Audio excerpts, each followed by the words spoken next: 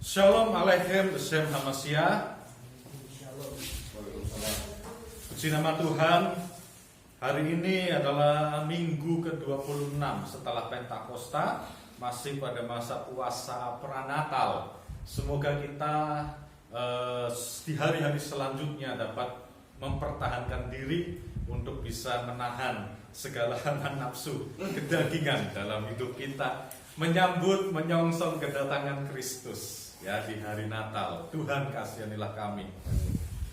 Nah, saudara, pembacaan Injil suci pada pagi hari ini terambil dari Lukas 13 ayat 10 sampai yang ke-17, yang mana kita tadi telah membaca Tuhan Yesus menyembuhkan seorang pada hari Sabat, hari Sabtu. Dan kita tahu orang Yahudi sampai hari ini masih sangat menjaga dan menghormati yang namanya hari Sabtu atau hari Sabat. Saudara, pada waktu pembacaan Injil ini dikatakan bahwa Tuhan Yesus biasanya mengajar seperti ini, mengajar berkhotbah di rumah ibadat orang Yahudi yang namanya sinagoge. Ya. Dan ketika Kristus mengajar di salah satu sinagoge orang Yahudi, dikatakan di situ ada seorang ibu-ibu yang sakit bungkuk. Ya, sakit bungkuknya, namanya bungkuk itu seperti ini, Bapak Ibu Saudara. Kalau kita tadi membungkuk ya sakitnya seperti ini. Jadi dia posisi badannya seperti ini, sakit bungkuk. Ya, jalan kemana-mana seperti ini, sangat tidak menyenangkan, sangat tidak nyaman, dan dikatakan 18 tahun. Ini sangat lama, saudara. 18 tahun sakit bungkuk seperti itu.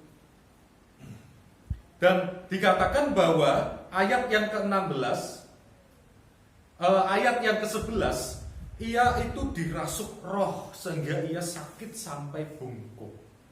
Jadi sakit bungkuknya itu tuh ternyata ada hubungannya dengan roh jahat.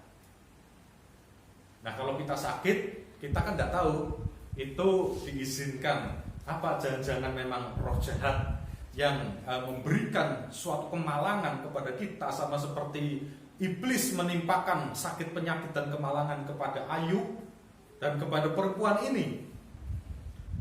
Jana Suci Basilius Agung, saudara, mengatakan bahwa kepala binatang itu ditundukkan ke tanah dan memandang bumi, tetapi kepala manusia dibuat tegak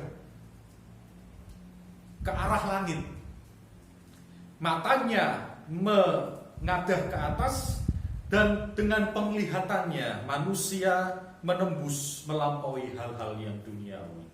Nah, ketika membungkuk itu ya kepala kita akan posisi melihat ke tanah, saudara. Dan ketika kita tegak berdiri, kita dapat melihat dengan tegak ke atas. Sedangkan Jana Suci Petrus dari Damaskus mengatakan bahasa Yunani untuk manusia itu anthropos. Ya, jadi anthropos itu artinya manusia. Dari fakta bahwa ia melihat ke atas. Jadi manusia itu anthropos, dari fakta bahwa manusia itu bisa melihat mendongak ke atas. Oleh karena itu, saudaraku yang terkasih, dari ajaran para bapak gereja ini, kita tahu dari kisah nyata ini bahwa setan itu bermaksud agar wanita atau ibu-ibu ini hidup seperti hewan, hidup seperti binatang, menghabiskan sisa umurnya seperti makhluk yang irasional atau tidak bisa berpikir seperti binatang. Iblis bermaksud membuat ibu ini bungkuk selalu, dan dikatakan oleh Jana Suci Basilius, kepala binatang itu dibuat menunduk ke bumi, melihat ke tanah. Nah, iblis membuat ibu-ibu ini seperti itu.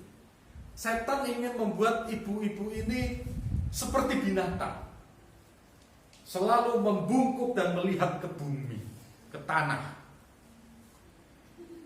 Dan dikatakan dalam ayat ini bahwa Tuhan memanggil wanita itu ke depan. Waktu mengajar seperti ini, saudara, lalu ibu-ibu ini dipanggil oleh Tuhan ke depan. Ini sesuatu yang berbeda. Kalau kita amati kisah-kisah mujizat yang Tuhan Yesus lakukan, kisah ini adalah kisah yang dicatat hanya dalam Injil Lukas, tidak ada di dalam Injil Matius, Markus, ataupun Yohanes. Jadi satu-satunya dicatat dalam Injil Lukas. Dan ibu-ibu ini adalah orang yang dipanggil Yesus maju. Dan Tuhan tidak lagi bertanya, apakah engkau memiliki iman? Apakah engkau percaya kepadaku? Aku dapat melakukannya. Kalau di bagian lain kan Tuhan bertanya seperti itu. Nah, kali ini Tuhan tidak bertanya seperti itu. Dia memanggil wanita itu ke depan. Dan Tuhan langsung berkata di ayatnya yang ke-12, hai ibu, penyakitmu telah sembuh. Lalu Tuhan meletakkan tangannya ke atas punuk atau punggung ibu yang bungkuk tadi. Tangan Kristus di ayat yang ke-13. Tangan saudara menunjukkan otoritas. Kita melihat di ikon Kristus yang kita hormati, tangan kanan Kristus memberikan berkatnya kepada kita.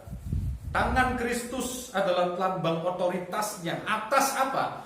Atas dosa, atas roh-roh jahat, dan atas segala penyakit. Di dalam Injil yang lain, saudara, di dalam Injil, contohnya di dalam Injil Lukas, pasal 4 ayat yang ke-40, akan saya bacakan mengenai tangan Kristus ini. Lukas pasal 4 ayat yang ke-40. Dikatakan bahwa ketika matahari terbenam, semua orang membawa kepadanya orang-orang sakitnya yang menderita bermacam-macam penyakit. Ia pun, Tuhan Yesus, meletakkan tangannya atas mereka masing-masing dan menyembuhkan mereka. Dari banyak orang keluar juga setan-setan sambil berteriak, engkau adalah anak Allah. Nah saudara, tangan Kristus ini berkuasa. Dan tangan yang berkuasa ini diletakkan di atas punuk atau punggung ibu yang bungkuk ini. Dan seketika itu juga penyakitnya sembuh. Roh jahat itu pergi. Hal ini saudara tidak hanya terjadi sekali pada waktu penyembuhan di hari Sabat. Tuhan Yesus menyembuhkan orang pada hari Sabat itu berkali-kali. Tidak hanya pada perikop ini. Contohnya di dalam Lukas 6 ayat 6-11 kita dapat menemukan ada orang yang tangan kanannya ini layu, mati, tidak bisa digerakkan, dan Tuhan menyembuhkan orang itu pada hari Sabat. Pasal 14 ayat 1-6 ada seorang yang sakit busung air dan Tuhan menyembuhkannya pada hari Sabat. Dan hal ini membuat kepala rumah ibadat ini emosi, marah. Karena Kristus menyembuhkan orang pada hari Sabat. Saudara, dari bacaan ini kita tahu bahwa Tuhan Yesus telah mengoreksi pemahaman yang keliru yang dianut oleh orang-orang Yahudi mengenai hari Sabat.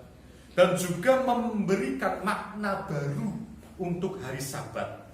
Markus pasal 2 ayat 27 dikatakan bahwa hari Sabat itu dibuat untuk manusia dan bukan manusia untuk hari Sabat.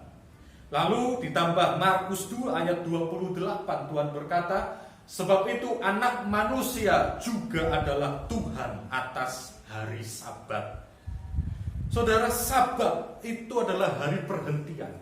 Di sekolah minggu kita belajar pada hari ke-7 Allah berhenti dari segala pekerjaannya. Dan Allah menguduskan, memberkati hari Sabat itu. Di gereja kita, gereja Ortodoks, hari Sabat masih kita hormati dan kita melakukan ibadah senja Sabat Agung pada hari Sabat. Nah, minggu depan ketika nanti ada Romo Yohanes, kita akan melakukan ibadah senja Sabat Agung pada hari Sabtu sore. Nah, saudaraku yang terkasih, di hari Sabat ini, di ayat yang ke-17, Kristus dimuliakan. Dikatakan orang banyak bersuka cita karena segala perkara mulia yang Tuhan lakukan. Tetapi ada yang marah. Kepala rumah ibadat ini marah. Kenapa dia marah, saudara? Dan kenapa Tuhan berkata bahwa mereka adalah orang munafik? Jana Suci Yohanes Chrysostomus mengatakan bahwa kepala rumah ibadat atau kepala sinagoge ini benar disebut munafik. Sebab apa? Dia marah bukan karena Tuhan menyembuhkan orang pada hari Sabat, tetapi dia marah karena Kristus dimuliakan pada hari Sabat. Gara-gara dia melakukan mukjizat, makanya orang-orang bersukacita dan mempermuliakan Kristus dan Allah. Kepala rumah ibadat ini tidak senang Kristus dimuliakan, makanya dia marah. Dan Tuhan menegur, hai orang-orang munafik. Bukan karena hari Sabatnya, tetapi karena Kristusnya yang dimuliakan. Itu yang tidak disukai oleh kepala rumah ibadat dan orang-orang Yahudi di situ. Nah saudara, Jana Suci Maksimus, sang pengaku iman, berkata bahwa orang munafik seperti nabi palsu. Dia akan dikhianati oleh perkataan dan perbuatannya sendiri. Sama seperti kepala rumah ibadat ini. Karena perkataannya itu, maka dia diadili oleh Tuhan. Hai orang munafik. Nah saudaraku yang terkasih, dari pembacaan Injil ini dan juga dari epistel yang tadi sudah dibacakan oleh saudara Yohanes pada Efesus pasal 5 ayat 8 sampai 19, itu ada kaitannya Bapak Ibu Saudara. Kaitannya apa? Di ayat ke-8 dari surat Efesus pasal 5 dikatakan, memang dahulu kamu adalah kegelapan, tetapi sekarang kamu adalah terang di dalam Tuhan. Perempuan yang sakit bungkuk ini dalam pengajaran para bapak gereja adalah umat manusia, yang mana dari kejatuhannya dia jatuh ke bawah dan dia semakin lama semakin membungkuk, semakin rendah sampai dia kembali menjadi debu dan tanah. Dan akibat dosanya semakin berat, semakin berat, semakin berat, dan iblis membuat manusia untuk tunduk melihat bumi, melihat tanah, bukan sesuai dengan tujuan manusia diciptakan menjadi serupa dengan Allah. Kalau Tuhan menciptakan manusia menurut gambar dan rupa, teosis, untuk naik, tegak naik. Tetapi iblis telah membuat manusia bukannya tegak naik, malah membungkuk, makin membungkuk, makin membungkuk. Akibat dosa, nafsu, kegelapan, kebencian, kedengkian, iri hati, dan segala sesuatu yang jahat. Yang mana Rasul Paulus berkata, janganlah turut mengambil bagian dalam perbuatan-perbuatan kegelapan yang tidak berbuahkan apa-apa. Nah, perbuatan-perbuatan kegelapan inilah yang membuat orang makin membungkuk, makin membungkuk. Moralnya bukannya makin naik menjadi baik, malah makin merosot. Bahkan Rasul Paulus mengatakan bahwa bahkan perbuatan-perbuatan jahat itu di ayat yang ke-12 dari Efesus pasal 5, sebab menyebutkan saja pun apa yang dibuat oleh mereka di tempat-tempat yang tersembunyi telah memalukan. Menyebutkan saja itu sudah memalukan perbuatan-perbuatan kegelapan, apalagi melakukannya. Nah saudara, dari ayat-ayat ini Tuhan mengingatkan bahwa kondisi kita, kamu dahulu itu seperti itu. Kalian dahulu itu seperti ibu yang bungkuk ini, tidak bisa mendongak ke atas. Kalau Bapak Ibu Saudara membungkuk, itu sulit untuk bisa melihat tegak ke atas, sangat sulit. Silahkan dicoba nanti. Itu menandakan bahwa kita, umat manusia, dahulu memang membungkuk kepada kuasa iblis, tidak berdaya. Tetapi syukur kepada Allah. Saudara yang terkasih, ayat yang ke-14 dari Efesus pasal 5, itulah sebabnya dikatakan, bangunlah, hai kamu yang tidur, dan bangkitlah dari antara orang mati, dan Kristus akan bercahaya atas kamu. Bangunlah, hai kamu yang tidur, dan bangkitlah dari antara orang mati, dan Kristus akan bercahaya atas kamu. Saudaraku yang terkasih, syukur kepada Allah. Oleh karena kedatangan Sang Juru Selamat yang nanti kita akan peringati pada tanggal 25 Desember, kita yang tadinya membungkuk karena dosa, karena diperbudak oleh kuasa si jahat, akhirnya beroleh kelepasan. Seperti Tuhan meletakkan tangannya ke atas kita, orang ini telah diikat oleh iblis dan sudah saatnya ikatan ini dilepas. Sehingga orang ini bisa tegak berdiri dan bisa menatap ke langit, ke surga, untuk bisa naik tangga kemuliaan mencapai teosis. Oleh karena itu Rasul berkata, karena itu perhatikanlah dengan seksama bagaimana kamu hidup. Setelah kita sudah tegak berdiri, lalu kita santai-santai saja. Apa kita masa bodoh? Tidak seperti itu, saudara. Kita sudah di gereja ortodok, apakah kemudian kita tetap hidup seenaknya? Wis toh, aku wis ortodok, wis pasti selamat di dalam bahteranya. Apakah demikian? Sehingga akhirnya kita mengabaikan perintah-perintah Allah yang lain? Tidak. Rasul Paulus berkata, karena itu perhatikanlah dengan sesama bagaimana kamu hidup. Jangan seperti orang bebal, tetapi seperti orang arif. Dan pergunakanlah waktu yang ada. Waktu ini bicara soal apa, saudara? Sembahyang harian, waktu-waktu doa, waktu-waktu ibadah.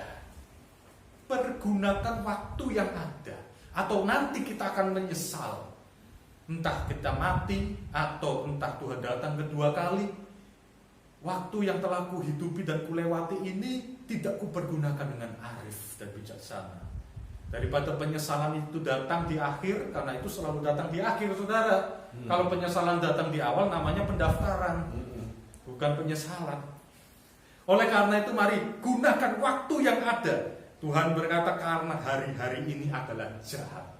Tiap kali kita lihat di televisi, ya, pengesahan undang-undang lah, kejahatan, kriminalitas, semua itu serba apa ya, membuat jiwa kita, aduh kok dunia ini makin jahat. Dunia ini kok makin amburadul. Semakin tahun akan semakin seperti itu, saudara. Sampai nanti mencapai puncak kejahatan, munculnya sang antikristus. Oleh karena itu Tuhan berkata, usahakanlah supaya kamu mengerti kehendak Tuhan. Janganlah kamu bodoh, dan jangan kamu mabuk oleh anggur, karena anggur menimbulkan hawa nafsu, tetapi hendaklah kamu penuh dengan roh. Saudaraku yang terkasih, biarlah pada pagi hari ini kita mohonkan belas kasih Allah dalam jiwa kita. Saya dan saudara, kita sama-sama belajar, kita terus sama-sama memperbaiki hidup kita masing-masing di dalam tubuh Kristus yang satu, kudus, katolik, dan apostolik ini. Kita sudah disembuhkan oleh Tuhan. Yang tadinya kita tinggal dalam kegelapan dan bungkuk, sekarang sudah tegak berdiri, melihat ke surga untuk boleh mencapai teosis. Dan biarlah belas kasih Allah dan doa syafaat dari ibunya yang murni, Sang Theotokos, bersama dengan Sang Pembaptis, dan bersama dengan jana suci kita masing-masing dan malaikat penjaga, boleh menguatkan jiwa kita sampai nanti kita menghadap tahta pengadilan Kristus yang menakutkan itu, untuk mempertanggungjawabkan segala sesuatu yang telah kita lakukan dan katakan di dalam kehidupan dunia ini. Tuhan kasihanilah kami yang berdosa ini. Kemuliaan bagi Sang Bapa, Sang Putra, Sang Roh Kudus, sekarang dan selalu, sepanjang segala abad. Amin.